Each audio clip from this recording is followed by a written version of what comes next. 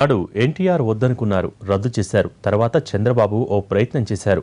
ఉవ్వెత్తున ఎగిసిన కార్మిక ఉద్యమాన్ని చూసి వెనక్కు తగ్గారు. ఇప్పుడు కేసీఆర్ అదే పని చేయబోతున్నారు. సింగరేణి కార్మికుల మీద దాదాపు 300 కోట్ల రూపాయల భారం వేయబోతున్నారు. తెలంగాణ ప్రభుత్వం నుంచి మేనేజ్మెంట్కు సర్క్యులర్ కూడా జారీ అయింది. తీవ్ర నిరసన వ్యక్తం చేస్తున్నారు కార్మికులు. ఇంతకీ ఏంటా భారం?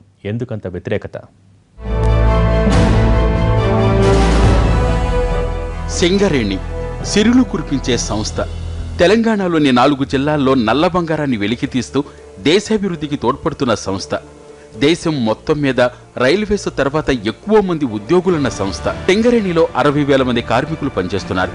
ప్రాణాలకు తెగించి భూగర్భ గనుల్లోకి వెళ్లి బొగ్గు వెలికితీస్తున్నారు.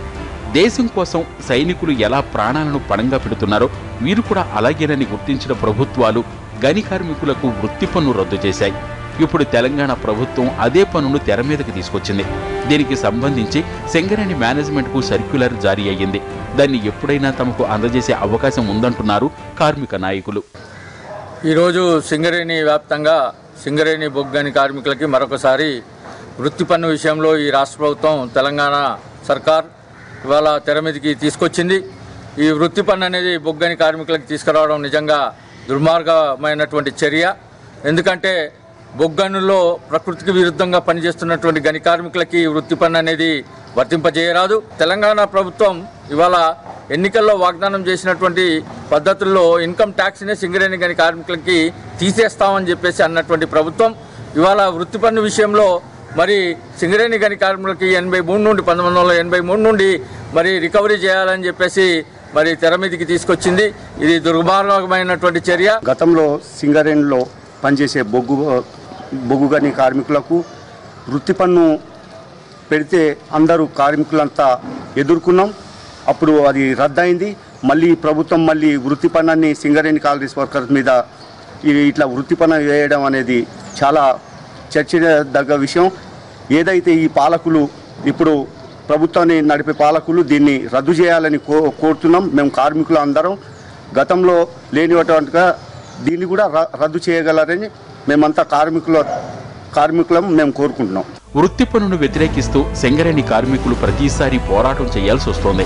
1983లో అప్పటి ముఖ్యమంత్రి ఎన్టీ రామారావు ఈ పన్ను వేశారు.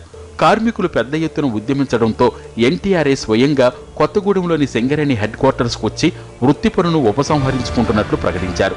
తరువాత 2003లో నాటి ముఖ్యమంత్రి చంద్రబాబు నాయుడు మరోసారి ఆ ప్రయత్నం చేశారు. అప్పుడు కూడా నిరసనలు వెల్లువెత్తడంతో బాబు వెనక్కు తగ్గారు. తాజాగా కేసీఆర్ ప్రభుత్వం దీన్ని తెర మీదకు తీసుకురావడంపై మండిపడుతున్నారు కార్మికులు. మన ప్రభుత్వం వస్తే చాలా సౌకర్యాలు ఏర్పడతాయని చెప్పేసి ఆశించిన సింగరేణి కార్మికులు ఇట్లాంటి వృత్తి పన్ను ముందుకు తీసుకురావటాన్ని తీవ్రంగా ఖండిస్తూ ఉన్నారు. చాలా మనస్తాపానికి గురవుతున్నారు. ఇప్పటికైనా తెలంగాణ ప్రభుత్వం కేసీఆర్ గారు కార్మికులను దృష్టిలో పెట్టుకొని ఈ యొక్క వృత్తి పన్నును వెంటనే రద్దు చేయాలని. పన్ను అన్నది అన్యాయము. అందులో కార్మికులు బండ కింద పోయి బాగా పని చేసి అందులో ఈసారి ఇంతవరకు ప్రభుత్వాలు కూడా రద్దు చేసినాయి. ఈ ప్రభుత్వం కూడా రద్దు చేయాలని ముఖ్యమంత్రిని కోరుతున్నాం. ఎన్నికలకు ముందు చాలాసార్లు టీఆర్ఎస్ ప్రముఖులు చాలా మంది సింగరేణి కార్మికులకు అసలు ఆదాయపు పన్నును కూడా రద్దు చేయమని డిమాండ్ చేశారు.